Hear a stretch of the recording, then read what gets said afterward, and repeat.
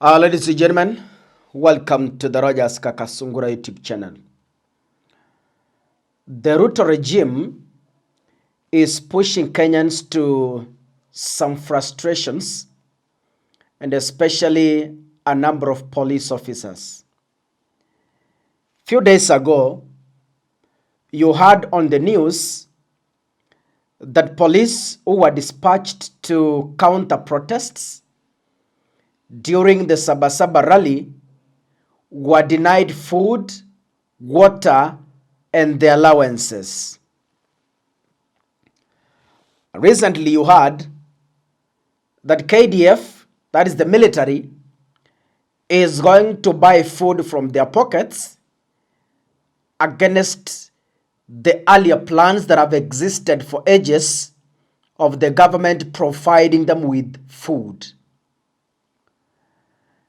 Now, there's news online, I think you've seen it, and this is what I want us to discuss in this particular platform to see where Kenya is headed to.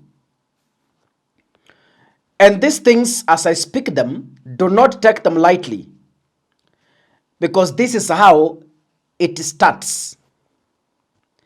After starting like this, it ends with tears. We lose our country and all of us become homeless. Patrick Osoy, a former Kenya Defense Forces officer, KDF, that is a highly trained military officer. If you think I'm lying, go and read the history of Yoweri Kaguta Museveni. Yoweri Kaguta Museveni was a young military officer, and he decided to form a group in the forest to fight government. And finally, that is how Museveni took power. That is not the point. Patrick Osoy, a highly trained ex-military officer, according to information, was arrested yesterday after he formed a movement with two other police officers with an intention to fight police brutality. And today, he was arraigned in court. Kenyans of good will listen to me very clearly as I proceed with this analysis. That you've seen videos on TikTok of police officers resigning from the forces. Don't take it lightly.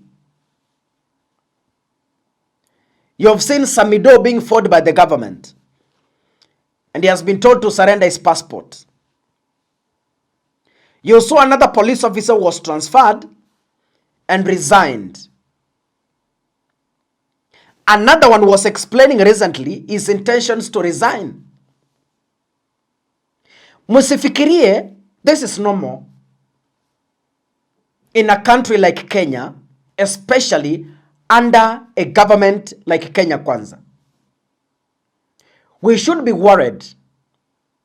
Instead of pastors going to get something from State House, they should instead turn that energy to praying for our country.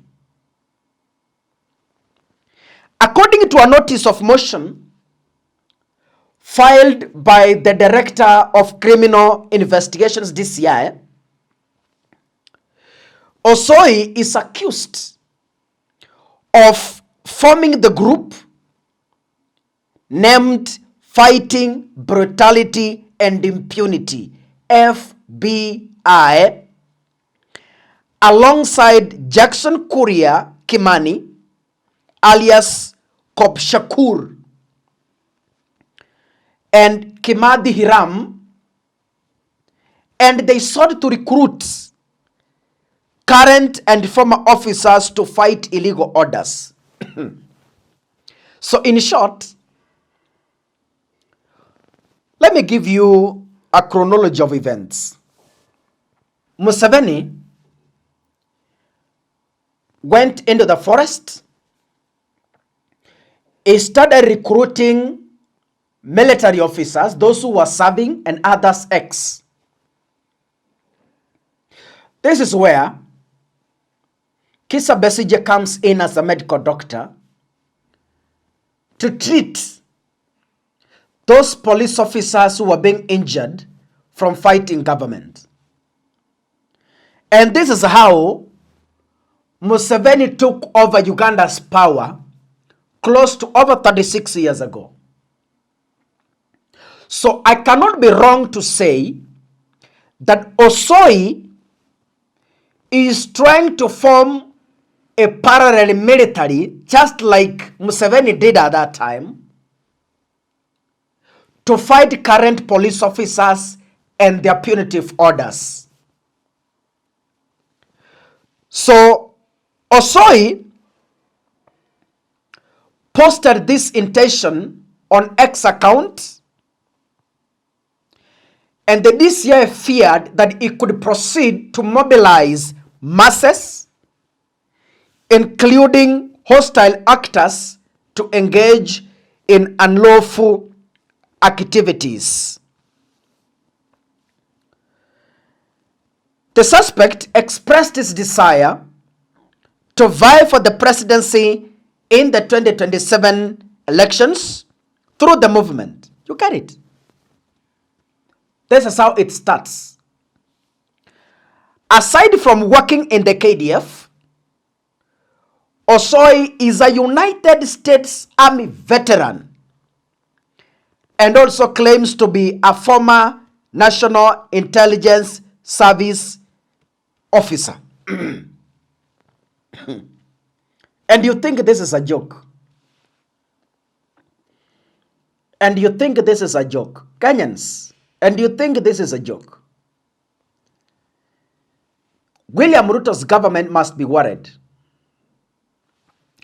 Osoy is a trained KDF officer in Kenya.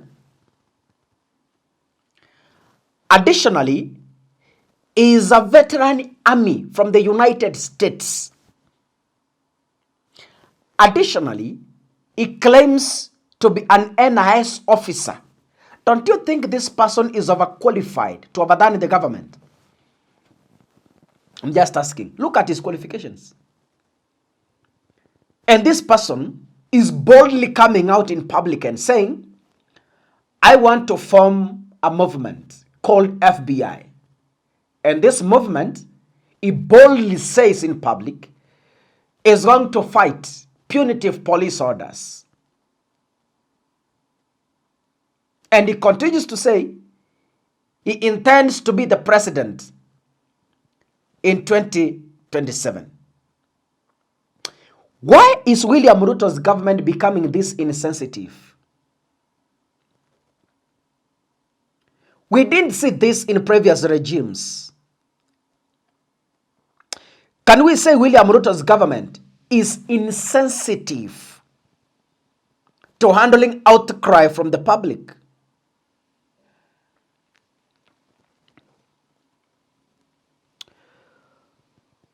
Following his arrest, Osoy reportedly took officers to several empty residences believed to be Airbnbs within Nairobi. And the DCI believes that the suspect has a secret residence that he doesn't want to disclose for fear that it may contain evidence that may implicate him.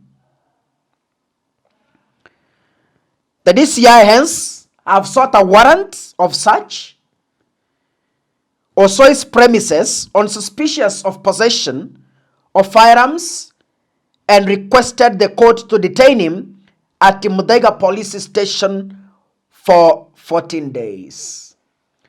And is expected to face charges of preparing to commit a felony, possession of firearms, possession of ammunition without a certificate, and offense related to terrorism recruitment and facilitation. Ndugu zangu, there is every reason why William Ruto should get worried. Number two, there is every reason why Kenyans must be worried more.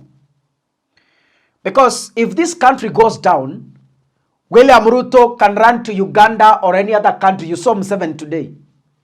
They have dual citizenship. If Kenya burns, a number of politicians can escape to other countries.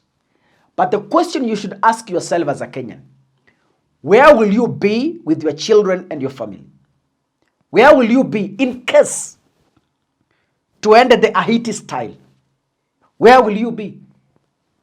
This is dangerous and should be looked into from a different perspective.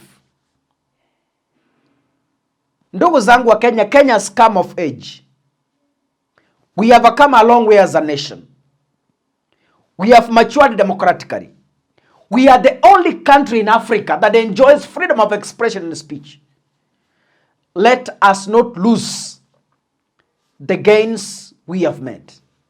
We are all of us fighting Ruto, but not this direction. No. I can never support this. No. No. This is not the way. God bless you. See you in the next episode. Asanteni sana.